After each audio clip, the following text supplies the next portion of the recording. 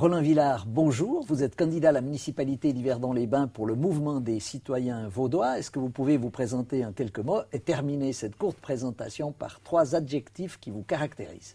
Bien, bonjour. Je m'appelle Roland Villard. Je suis né à Yverdon-les-Bains. J'ai effectué presque toutes mes écoles au collège Léon Michaud. Et en fait, je travaille actuellement dans une société qui est active dans le commerce de détail.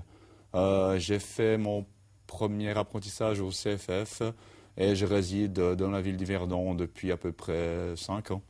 Mais j'ai toujours habité la région, donc voilà, je suis un enfant de la région. Et qu'est-ce qui vous caractérise? On va dire la créativité, la fidélité et peut-être l'écoute des autres. Merci.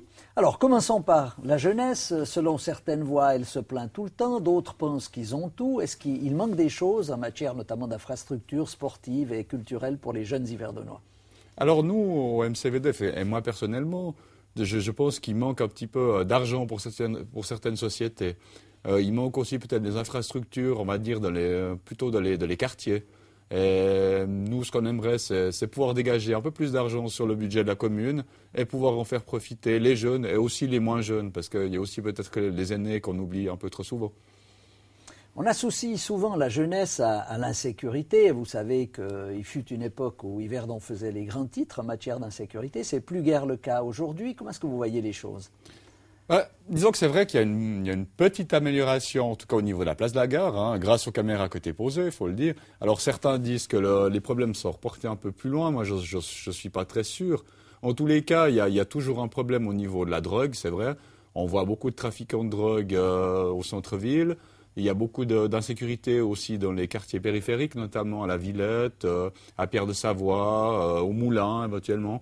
Donc je pense qu'il y a vraiment beaucoup de travail à faire au niveau de la sécurité et on ne doit pas se relâcher, on doit mettre un petit coup de pression là-dedans.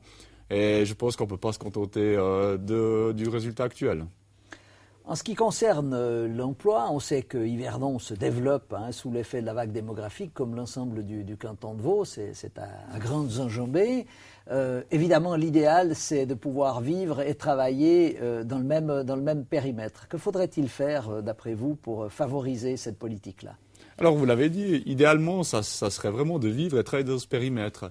Donc nous, ce qu'on propose déjà, c'est que les entreprises locales qui sont déjà implantées engagent des gens localement. Donc nous ce qu'on aimerait mettre, c'est des priorités ou des baisses d'impôts aux sociétés qui sont là et qui engagent des gens qui habitent ici.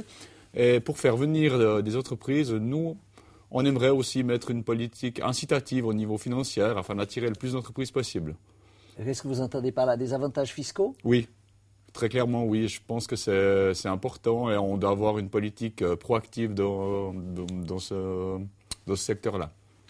Alors, le grand sujet d'actualité, c'est bien entendu la mobilité, c'est ce plan des circulations introduit à l'occasion de Mobilis, de l'extension de la communauté tarifaire Mobilis jusqu'à Yverdon-les-Bains.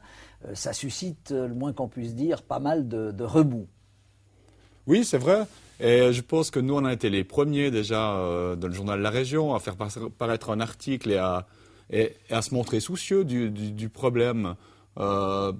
Déjà pour les commerçants locaux, parce qu'on estime que le centre-ville est en train de vraiment perdre des commerçants, et je pense qu'il faut faire quelque chose. Et la politique qui est menée, elle va à l'encontre des citoyens, elle va à l'encontre des commerçants.